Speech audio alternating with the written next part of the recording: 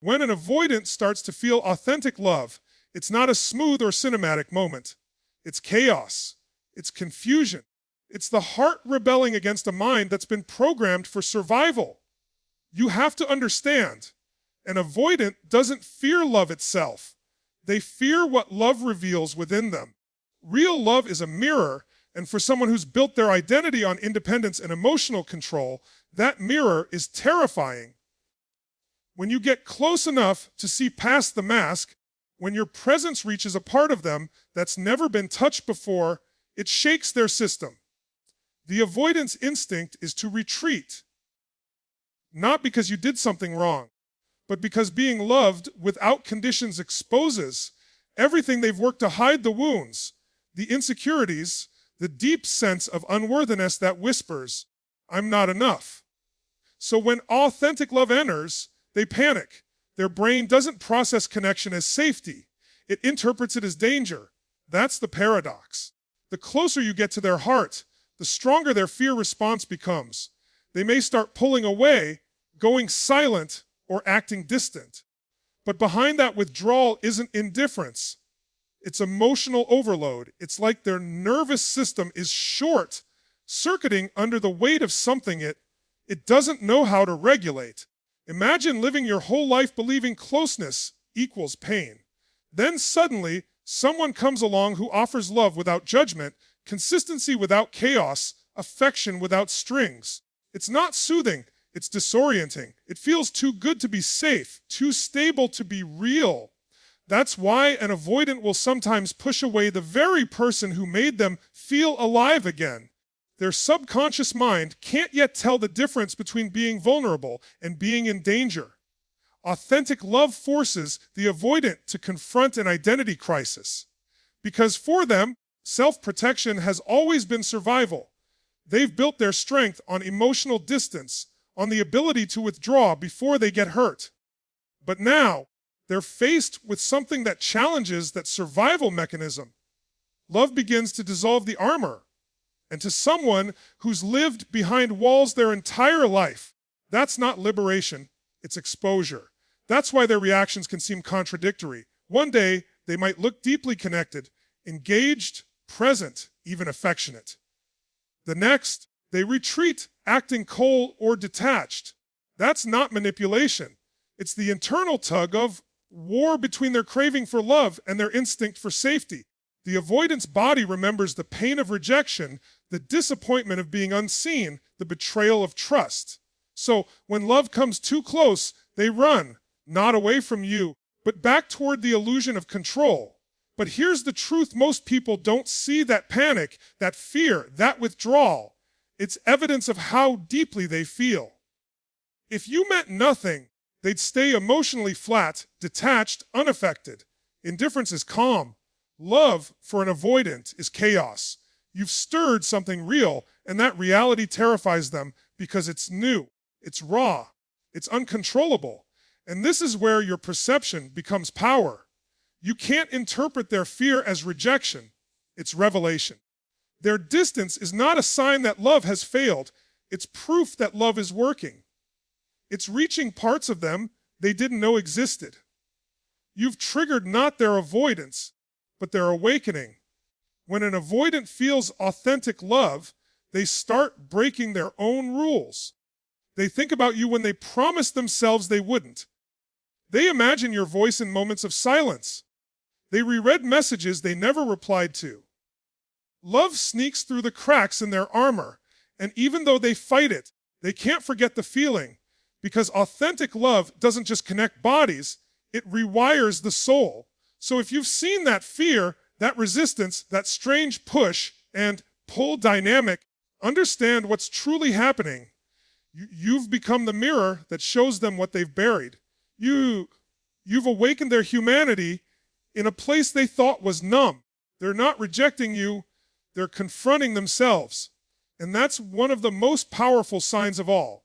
Because when an avoidant starts to feel authentic love, it doesn't start with comfort. It starts with conflict. But that conflict means something is shifting. Something real is breaking through the walls. Something deep is remembering what connection is supposed to feel like. So don't chase their fear. Don't internalize their silence. Let the space become their teacher. Because real love, authentic love, doesn't need to beg for recognition. It reveals itself in the discomfort of transformation. And sometimes, the panic you see in them isn't the end of love. It's the beginning of it. Authentic love doesn't always arrive peacefully. Sometimes it begins with the sound of old walls cracking open. And that's how you know it's real. When an avoidant begins to feel authentic love, something profound happens inside them, something most people completely misread. In the beginning, avoidance looks like rejection. It looks like emotional distance, silence, coldness. But underneath that surface, something much deeper is happening. When they start to genuinely care, their avoidance doesn't disappear, it evolves. It shifts from a means of escape to a form of preservation. Early on, an avoidant runs from connection because connection threatens their equilibrium. It disrupts their emotional order. But when they fall for someone deeply, they don't run because they don't care, they run because they finally do. The distance becomes less about avoidance and more about protection. Protection of a feeling so powerful that their system doesn't yet know how to sustain it. They're not trying to erase you. They're trying to contain you within the limits of what feels safe. See, for the avoidant, love feels like standing too close to the sun. It's warm, magnetic, life-giving, but it's also blinding. Their nervous system has been wired through years of subtle abandonment or emotional disconnection to equate closeness with danger. So even when love feels good, it also feels risky. That's why when they start to fall deeply, they begin to overthink everything. They replay conversations in their mind. They analyze their own words. They start questioning whether they're enough, whether they'll lose themselves, whether they'll get hurt. The irony is that the more they love you, the more afraid they become of breaking what they're finally beginning to value. Their silence isn't the absence of emotion. It's the weight of too much emotion. The avoidant doesn't freeze because they're empty. They freeze because their capacity to feel has exceeded their capacity to regulate. They might withdraw after an intimate moment or disappear after a deep conversation, and you'll be tempted to believe it meant nothing. But in their world, that withdrawal often means it meant everything. They felt something real. And for them, real has always been dangerous. So they retreat not to escape love, but to preserve it in the only way they know how, by giving it distance to survive. You see, when an avoidant experiences authentic love, they start protecting it the way someone protects something rare. They don't know how to nurture it openly, so they guard it quietly. That's why their love looks inconsistent. They come close, then back away. They give a piece of themselves, then shut down. It's not manipulation. It's survival disguised as control. This is where the dynamic gets psychologically fascinating. For someone securely attached, love expands their world. But for an avoidant, love threatens their autonomy. Their entire self-image is built around independence, emotional control, and self-sufficiency. When real love enters, it begins dismantling those pillars. Suddenly, they can't stop thinking about someone else. They can't control how much they care. They can't predict how that love will change them. So to preserve a sense of power, they retreat into familiar territory, solitude. But inside that solitude, they're not at peace. They're haunted by the very connection they're trying to manage. That's the paradox. They pull back not to destroy the bond, but to keep it intact in a way that doesn't destroy them. It's a distorted form of protection, because to the avoidant, distance equals safety. If they can just create enough space, maybe they can keep both love and control. But the truth is, you can't preserve love by containing it. You preserve it by allowing it to grow. And that's the lesson they slowly begin to learn. Over time, the avoidant starts to realize that no amount of distance can silence authentic connection. They find themselves drawn back, not out of guilt or loneliness, but because the bond feels alive. It's as if love itself keeps calling them back to the edge of their comfort zone, daring them to try again, to open a little more, to trust a little deeper. They begin to sense that real safety doesn't come from control. It comes from vulnerability. And that's the quiet transformation that starts happening inside them. The love they once ran from becomes the very force that teaches them emotional courage. What they once tried to preserve by hiding, they now begin to preserve by showing up. The relationship stops being a threat and starts becoming a mirror, reflecting not just who they fear they are, but who they have the potential to become. So when you see an avoidant withdraw after connection, don't mistake it for disinterest. That's love learning how to breathe through fear. That's a heart that's never been allowed to stay open for too long, trying to survive what feels like too much truth at once. Real love doesn't make an avoidant run to escape. It makes them run to preserve. But preservation is the seed of transformation. And when they realize love isn't meant to be protected from, but protected by, that's when everything changes. Authentic love doesn't chase them. It waits for them to realize that safety was never in the distance. It was in the connection all along.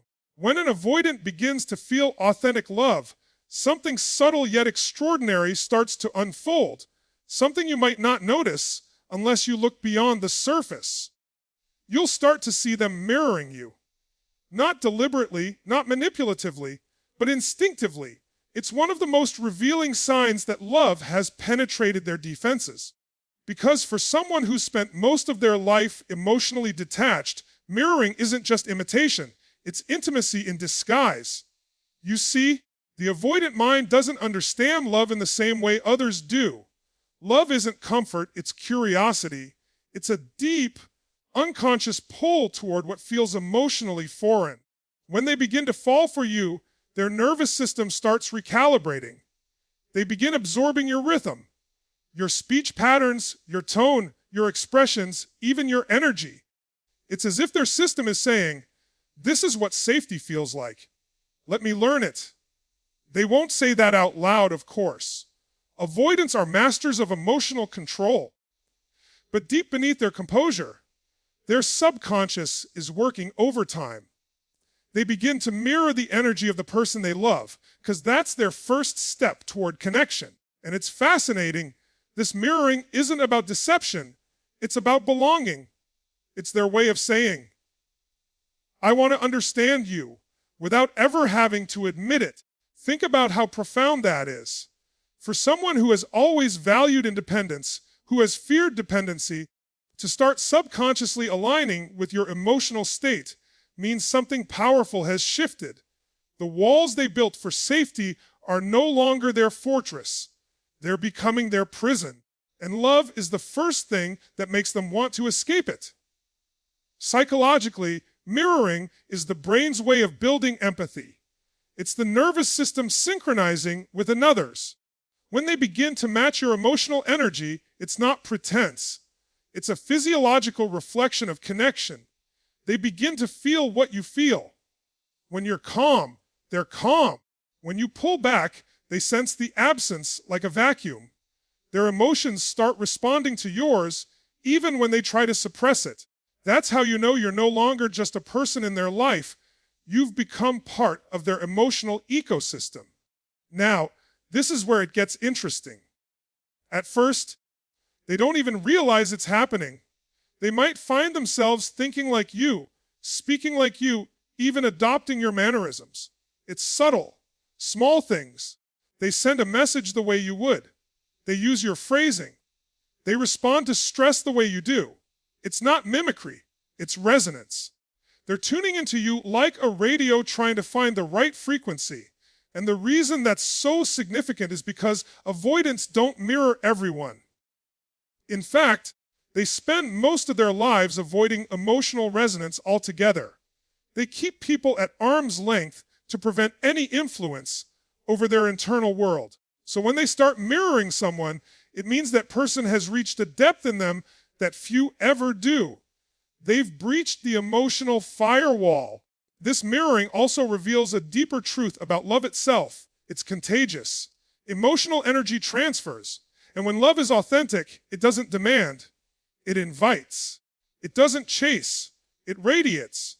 You become the emotional anchor that teaches them how to feel safe without withdrawing. Your stability regulates their chaos. Your calm disarms their fear. But here's where many people get it wrong. When they notice an avoidant mirroring them, they assume control. They think they're being imitated or manipulated. No. What's really happening is that the avoidant is learning connection through you. They're beginning to internalize the emotional patterns they never had modeled for them. You're not controlling them, you're awakening them. And as that mirroring deepens, you'll notice something even more beautiful. The dynamic shifts.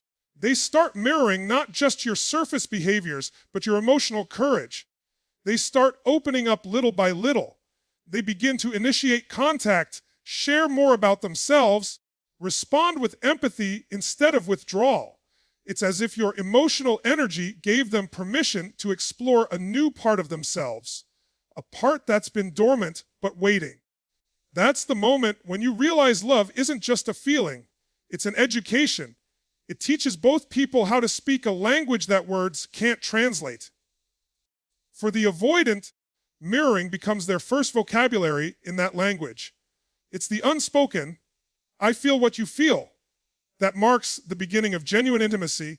So when you see those moments, the subtle imitation, the energetic reflection, the emotional sensing, don't overlook them. That's not coincidence. That's connection. It's love speaking through behavior when words are still too dangerous to use.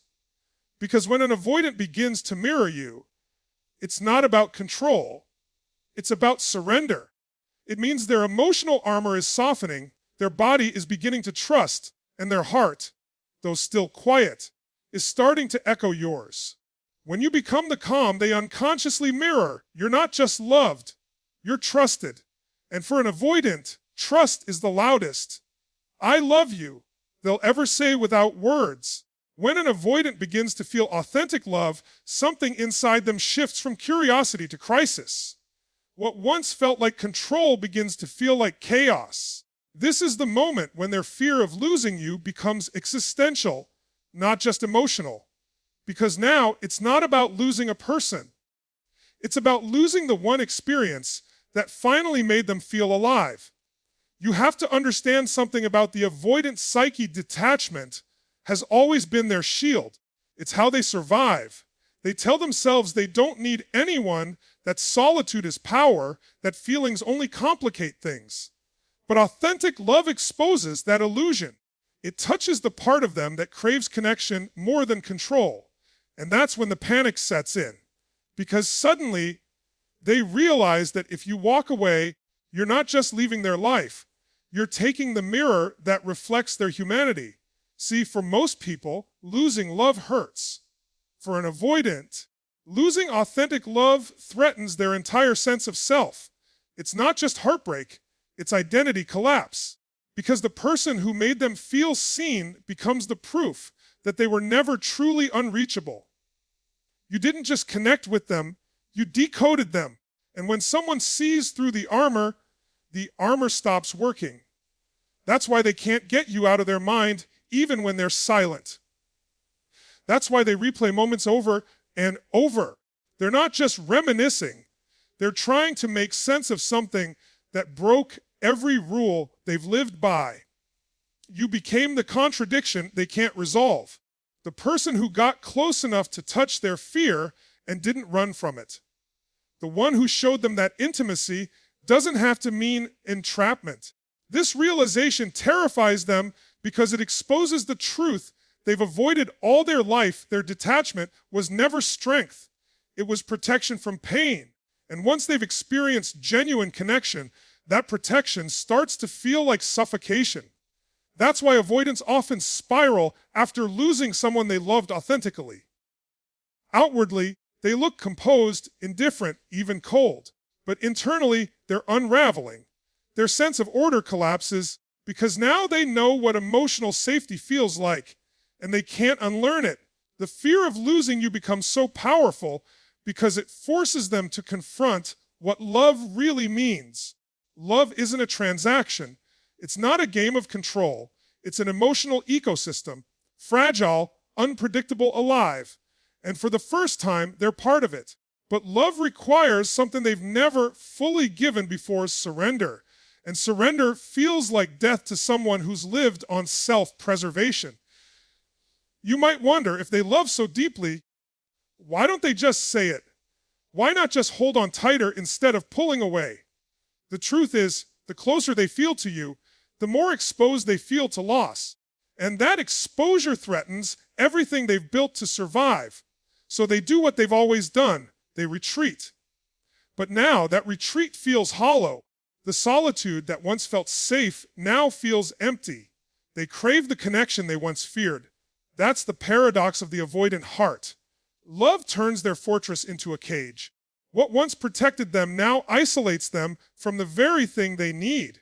And here's where the transformation begins: when they finally realize that no amount of control can replace the peace they felt when they allowed themselves to love freely. That's the awakening moment, when the fear of losing control finally loses its power to the deeper fear of losing you. You see, love forces evolution. It dismantles the parts of us that cling to safety at the expense of truth. And for the avoidant, the thought of losing someone who touched their soul becomes the catalyst for self-awareness. They start to see that love isn't something you protect yourself from. It's something you grow through. They may not chase you right away. They may not even say what they feel. But that fear of loss begins rewriting their internal narrative. It humbles them. It cracks the shell of ego that told them they were better off alone. Because when love becomes real, solitude no longer feels like strength. It feels like punishment. And this is what makes authentic love so powerful. It doesn't just connect two people. It exposes who they really are underneath the walls, the labels, and the fear. When an avoidant realizes they could lose that, it shakes them to their core. Because love, once truly felt, cannot be unfelt. It's a consciousness that lingers. So when you sense their silence, don't confuse it for apathy. Often, that silence is them wrestling with the realization that they've found something worth losing. And that realization scares them more than love itself ever did. Because the moment an avoidant realizes that losing you means losing the only person who made their solitude feel empty, that's when love stops being fear and starts becoming truth. When an avoidant begins to feel authentic love, they don't suddenly transform into someone emotionally expressive or fluent in vulnerability. They don't start writing love letters or giving passionate speeches about how much you mean to them. Instead, something far more subtle and often misunderstood starts to happen. They begin to love you in their own language.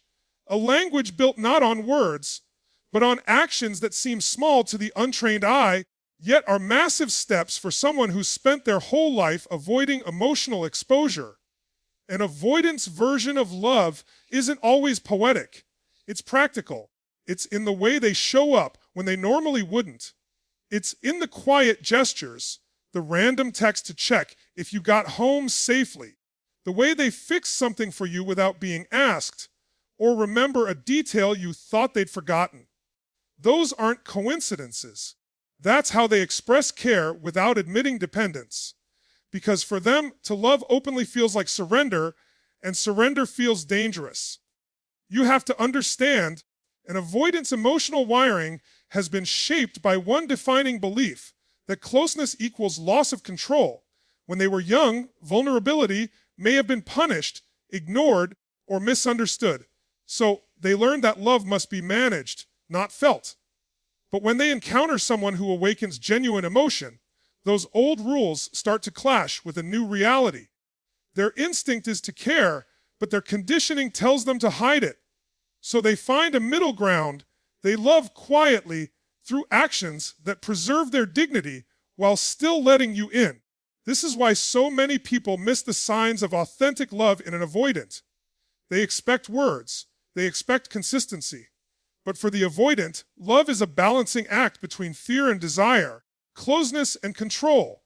When they care, they often express it in fragmented doses, Small gestures that feel safe enough to offer without exposing their full heart. It's not because they love less. It's because loving deeply has always felt like walking barefoot on broken glass.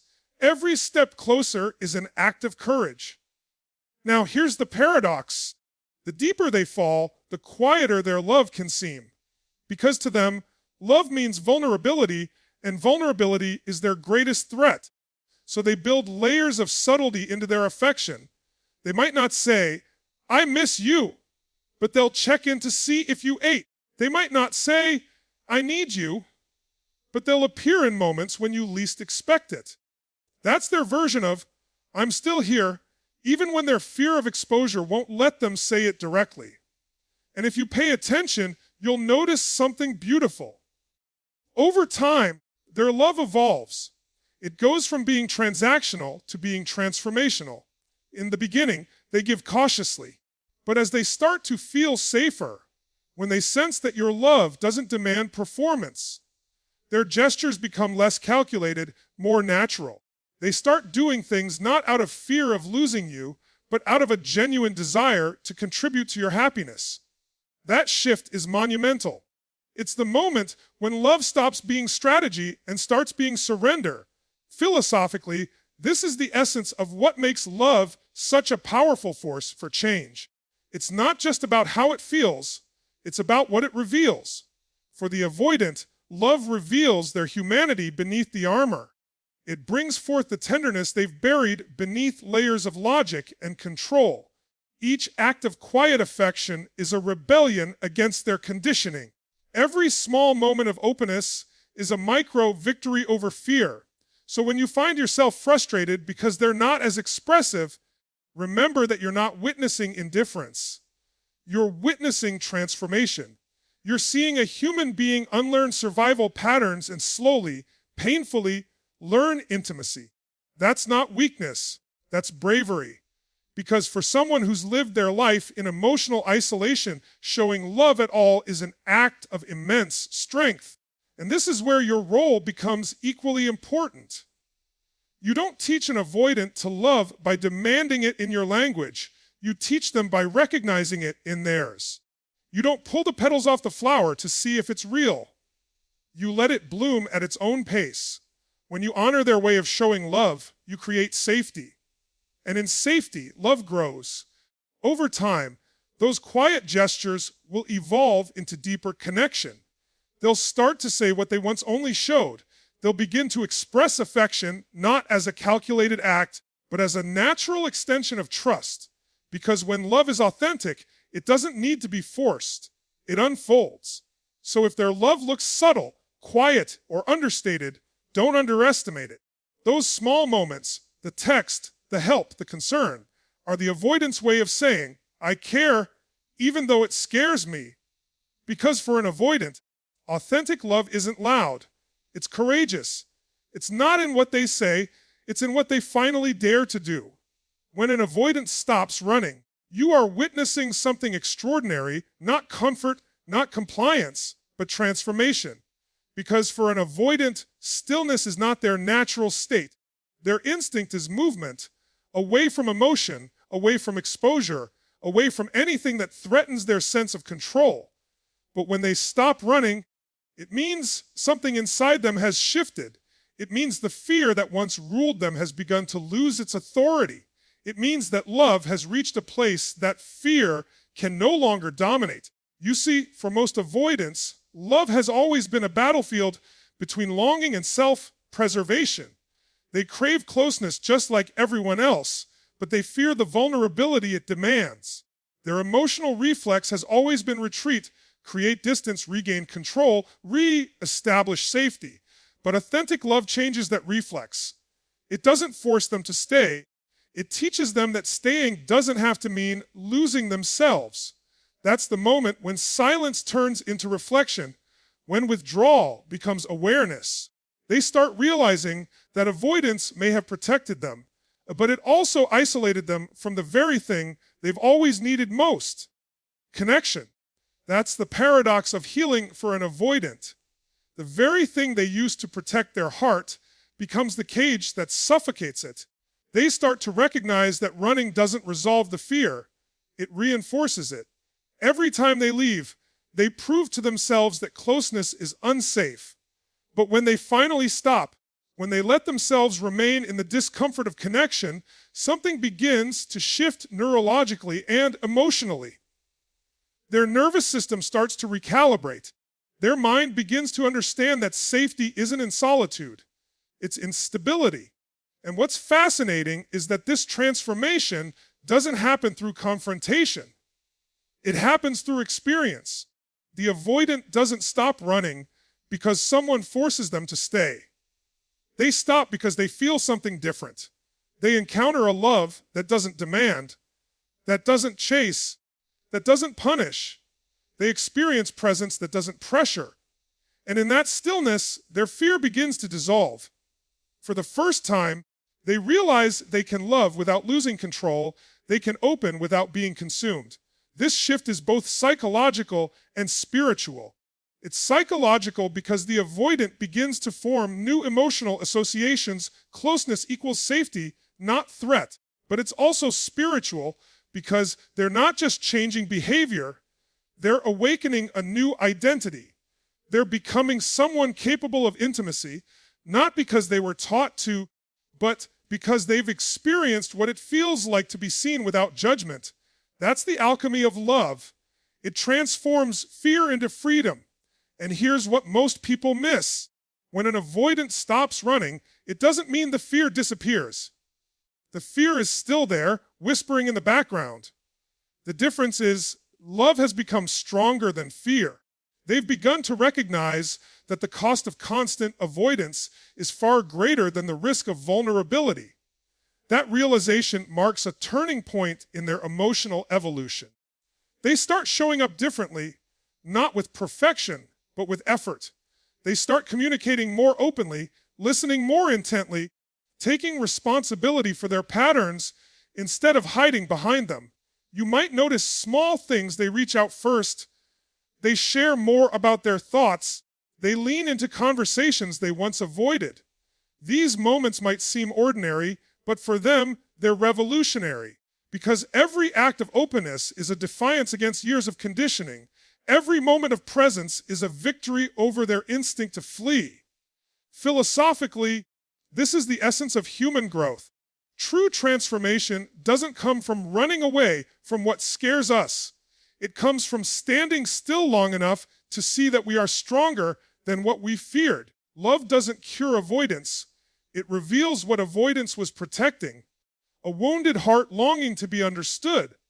And that's why when an avoidant finally stops running, they're not just choosing you. They're choosing themselves. They're choosing healing over hiding. They're choosing truth over comfort.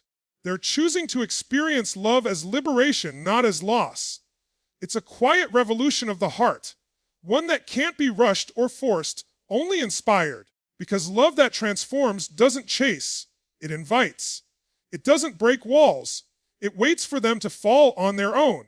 So if you ever find yourself with someone who's stopped running, not because they've given up, but because they've grown, understand the magnitude of that moment. It's not just connection, it's rebirth. It's the moment when love stops being a threat and becomes a teacher. Because when an avoidant finally stops running, it's not the end of their fear. It's the beginning of their freedom.